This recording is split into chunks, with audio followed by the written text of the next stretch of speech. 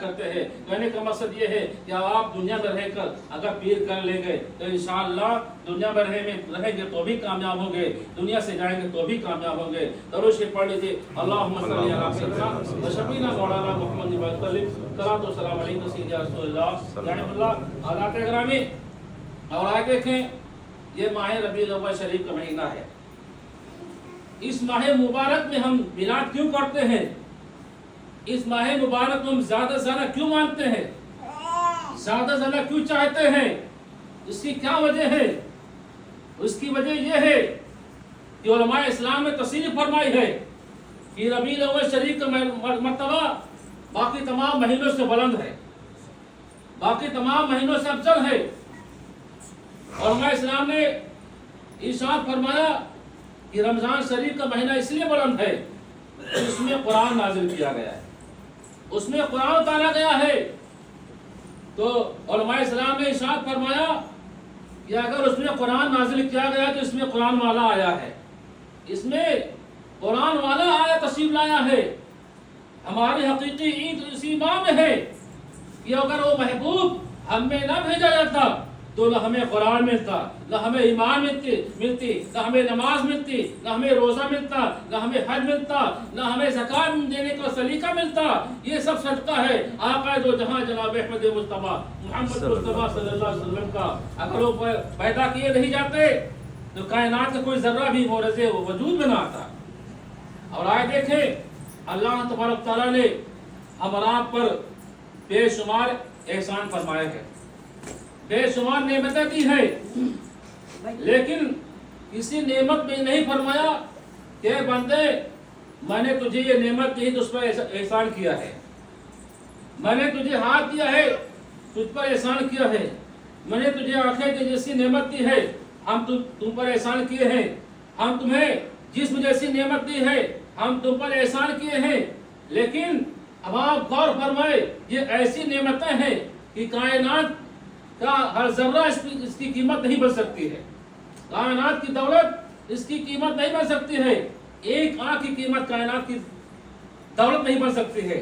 لیکن اللہ تبارک تعالیٰ نے ہمیں اور آپ کو یہ نعمتیں مفت عطا فرمائی ہیں, لیکن احسان نہیں جتلایا ہے. لیکن اس کائنات میں آقا دو جہاں جناب احمد مصطفیٰ محمد مصطفیٰ صلی اللہ علیہ وسلم کو بھیجا تو ارشاد فرمایا لقد من اللہ علی المؤمنین اذ بعث فیہم رسولا. اے لوگوں سنو, اللہ تعالیٰ نے مومنین پر بڑا احسان کیا ہے کہ اس میں اپنا پیارا محبوب جناب احمد مصطفیٰ محمد مصطفیٰ صلی اللہ علیہ وسلم مبعوث فرمایا. تو کہنے کا مقصد یہ ہے کہ احسان اس پر ہوتا ہے جس پر دینے والے کو خود بھی ناز ہو. کہنے کا مقصد یہ ہے کہ میرے آقا وہ نعمت عظمیٰ ہے جس پر اللہ تبارک تعالیٰ نے ناز فرمایا ہے. میرے آقا نعمت عظمیٰ ہے, ظاہر ساری نعمتوں سے افضل ترین نعمت ہے. اور آئے دیکھیں کہ میرے پیارے آقا جب اس دنیا میں تشریف لاتے ہیں تو اللہ نے ارشاد فرمایا لقد جاءکم رسول من انفسکم, لقد جاءکم رسول من انفسکم, بے شک تمہارے پاس تمہیں میں سے عظیم الشان پیغمبر تشریف لائے.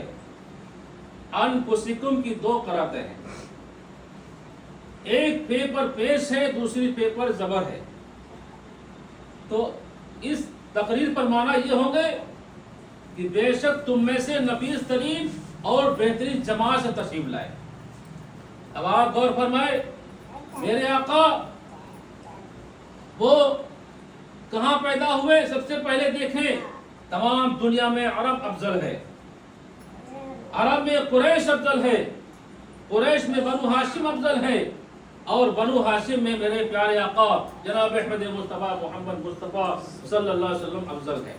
اب آئے دیکھیں میرے آقا جس مہینے میں تشریف لائے وہ مہینہ تمام مہینوں سے افضل, وہ جو کتاب لائے وہ کتاب تمام کتابوں سے افضل, وہ جو دین لائے وہ دین تمام دینوں سے افضل, ان کے صحابہ ساری کائنات میں افضل, उनकी उम्मत तमाम उम्मतों से अफजल, उनका दीन दीन इलाही है, उनका देखना खुदा का देखना, उनका फेंकना खुदा का फेंकना, उनका हाथ खुदा का हाथ, उनका दर खुदा का दर, खुदा का यही है दर, नहीं और कोई मकर जो वहां से हो यही आके हो, जो यहाँ नहीं तो वहाँ नहीं। अल्लाहुम्मा सल्ली अला सय्यिदिना व शफीना मौलाना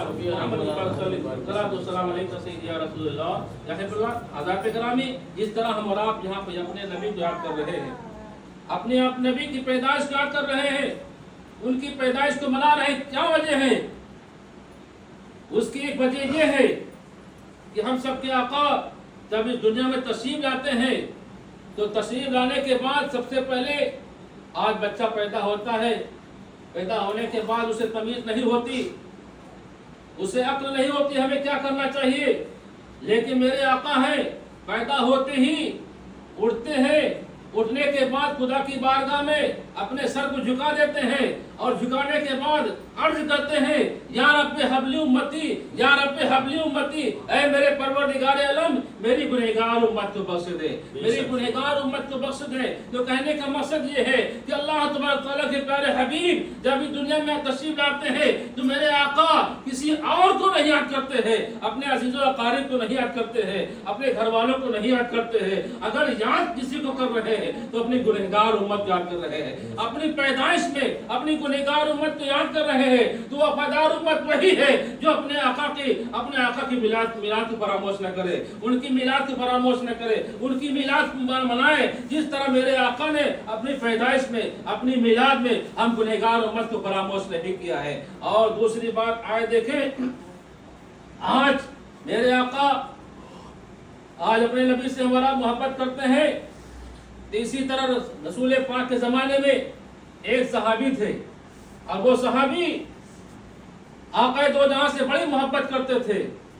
आका दो जहां से अर्ज करते हैं, मेरे प्यारे आका आज हम आपको देख रहे हैं, आज हम आपकी ज़ियारत कर रहे हैं, हम आज आपकी ज़ियारत से मुशर्रफ हो रहे हैं, लेकिन कल क़यामत के दिन हज़रत आदम अलैहिस्सलाम से लेकर हज़रत ईसा अलैहिस्सलाम की तक की उम्मतें होंगी और 1,24,000 अंबिया कराम होंगे। उस भीड़ में हम आपको कहाँ तलाश करेंगे, आप कहाँ मिलेंगे? मेरे प्यारे आका जनाब अहमद मुस्तफ़ा मोहम्मद मुस्तफ़ा सल्लल्लाहु अलैहि वसल्लम है, इरशाद फरमाते हैं, ऐ मेरे प्यारे सहाबी तुम्हें घबराने की जरूरत नहीं है, तुम्हें मायूस होने की जरूरत नहीं है। हम तुम्हें 3 जगह ऐसी बता देते हैं, अगर उन 3 जगहों में तुम मुझे तलाश करोगे तो हम तुम्हें आसानी से मिल जाएंगे। अब आप गौर फरमाए, वो सहाबी अर्ज करते हैं कि अल्लाह के प्यारे रसूल आप तो पहली जगह कहाँ मिलेंगे? मेरे आका इरशाद फरमाते हैं, पहली जगह वो होगी कि ये मेरी उम्मत है, उम्मत सुबह की नमाज कज़ा हो जाती है, ज़ोहर की नमाज कज़ा हो जाती है, असर की नमाज कज़ा हो जाती है, मगरिब की नमाज कज़ा हो जाती है, यहाँ तक कि ईशा की भी नमाज को कज़ा कर देते हैं और यही उम्मत बगैर नमाज पढ़े सो जाया करती है। अब आप गौर फरमाए, वो शैतान जिसने अल्लाह तबारक तआला से वादा किया है कि मेरे परवरदिगार आलम हम तेरी उम्मत को बहकाते रहेंगे, यहाँ तक कि सुबह की नमाज को कज़ा करवा देंगे, ज़ोहर की नमाज को कज़ा करवा देंगे, असर की नमाज को कज़ा करवा देंगे, यहाँ तक कि मगरिब की नमाज को भी कज़ा करवा देंगे, यहाँ तक कि ईशा की भी नमाज को कज़ा करवा देंगे। और वही शैतान जब 5 वक्त की नमाज को कज़ा करवा देता है, उसके बाद उस गुनहगार इंसान से वो शैतान अलग हो जाया करता है और डरता है कहीं ऐसा न हो कि मैंने परवरदिगार आलम का एक सजदा नहीं किया, एक हुक्म नहीं माना तो अल्लाह तबारक तआला ने मुझे शैतान बना दिया। आज इसने फजर की नमाज कज़ा कर दी है, ज़ोहर की नमाज कज़ा कर दी है, असर की नमाज कज़ा कर दी है और यहाँ तक कि मगरिब की नमाज कज़ा कर दी है, यहाँ तक ईशा की नमाज कज़ा कर दी है। कहीं इसकी वजह से मुझ पर अज़ाब ना आ जाए। तो कहने का मकसद ये है, बेनमाजी से शैतान भी भागता है, दिन भर तो लगा रहता है, लेकिन जब 5 वक्त की नमाज कज़ा कर देता है इंसान तो शैतान उससे अलग हो जाया करता है। तब आप गौर फरमाए, इसी गुनहगार उम्मत को मेरे आका इरशाद फरमाते हैं कि कल क़यामत के दिन होगा, मीज़ान होगी, वहाँ पे तराजू होगा, वहाँ पे मेरी उम्मत के अमल तौले जा रहे होंगे और मैं पास खड़ा होऊंगा। मेरे प्यारे आका की मोहब्बत को देखिए, मेरे प्यारे आका जितना मोहब्बत अपने गुनहगार उम्मत फरमा रहे हैं किसी और से नहीं कर रहे हैं। हैं। मेरे आका इरशाद फरमाते हैं मेरी गुनहगार उम्मत होगी, अमाल तौले जा रहे होंगे और मैं पास खड़ा होगा और देखता होगा कि किस उम्मती का अमल कम हो रहा है। मेरे आका अपनी रहमत से उसकी नेकी को बढ़ा देंगे ताकि वो जन्नतुल फिरदौस का हकदार हो जाए, ताकि वो जन्नतुल फिरदौस का हकदार हो जाए। मैं उसके पास खड़ा होगा और उसके अमल को बढ़ाता हुआ नजर आऊंगा। यहाँ तक कि अगर सही सहाबी तुम वहां पर मीज़ान पे तो मुझे तलाश करोगे तो हम तुम्हें वहां आसानी से मिल जाएंगे। दूसरी जगह सहाबी अर्ज करते हैं ऐ मेरे प्यारे आका, दूसरी जगह कौन सी होगी? मेरे आका इरशाद फरमाते हैं कि दूसरी जगह वो है जहां पर आज यही सूरज है, सूरज कल क़यामत के दिन यही सूरज हमारे सर के करीब हो जाएगा। आज इतनी दूरी पर है, मई जून की गर्मी में हम बाहर निकलना गवारा नहीं करते हैं, लेकिन कल क़यामत के दिन यही सूरज हमारे सर के करीब होगा और जब सबके करीब होगा तो हमारे भेजे खौलते नजर आएंगे। इस तरह में जो है, जिस तरह कढ़ाई में दाल खौलती नजर आती है, उसी तरह ये भेजे खौलते नजर आएंगे, आ रहे होंगे। मेरे आका इरशाद फरमाते हैं कि मेरी उम्मत प्यासी होगी, परेशान हाल होगी और मेरे आका अपनी गुनहगार उम्मत को, परेशान हाल उम्मत को हौज़े कौसर भरकर पिलाते रहे होंगे, पिलाते होंगे, हौज़े कौसर पिलाते होंगे। तो कहने का मकसद ये है, मेरे आका इरशाद फरमाते हैं मैं हौज़े कौसर पर होगा, मेरी उम्मत प्यासी होगी और मैं हौज़े कौसर के जाम भरकर पिलाता होगा, मैं हौज़े कौसर के जाम को पिलाता होगा। आखिरी बात मेरे प्यारे आका, और वो साहबी अर्ज करते हैं आका अगर आप वहां पर न मिले तो मेरे आका इरशाद फरमाते हैं तीसरी जगह वो होगी जहां पर एक पुल होगा और वो पुल उसको कहते हैं पुल सिरात। उस पुल की आलम ये है कि वो बांस से ना बारीक है और तलवार से तेज है। उसी पुल से मेरी गुनहगार उम्मत गुजरेगी।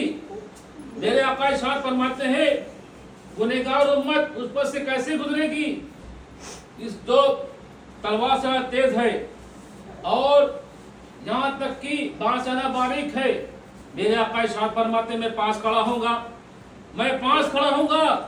अपने गुनहगार उम्मत से मेरे आका मोहब्बत फरमा रहे हैं, मैं पास खड़ा होऊंगा, खुदा की बारगाह में हाथ उठाओगे। मेरे प्यारे आका खुदा की बारगाह में अर्ज कर रहे होंगे या रब्बे सल्ली उम्मती, या रब्बे सल्ली उम्मती, ऐ मेरे परवरदिगार आलम मेरी गुनहगार उम्मत को सलामती के साथ गुजार दे, मेरी गुनहगार उम्मत को सलामती के साथ गुजार दे। इसीलिए आला जी साहब फरमाते हैं रजा अब पुल से वज्द करते गुजरिए, रजा पुल से अब वज्द करते गुजरिए कि है रब्बे सल्लिम सदाए मोहब्बत, है रब्बे सल्लिम सदाए मोहब्बत। दुआ मौला ताला मेरे जिक्र बयान में मुझसे सहवन कसदन कोई गलती हुई उसे माफ फरमाए और हमारा को कहने और सुनने ज़्यादा अमल करने की तौफीक अता फरमाए।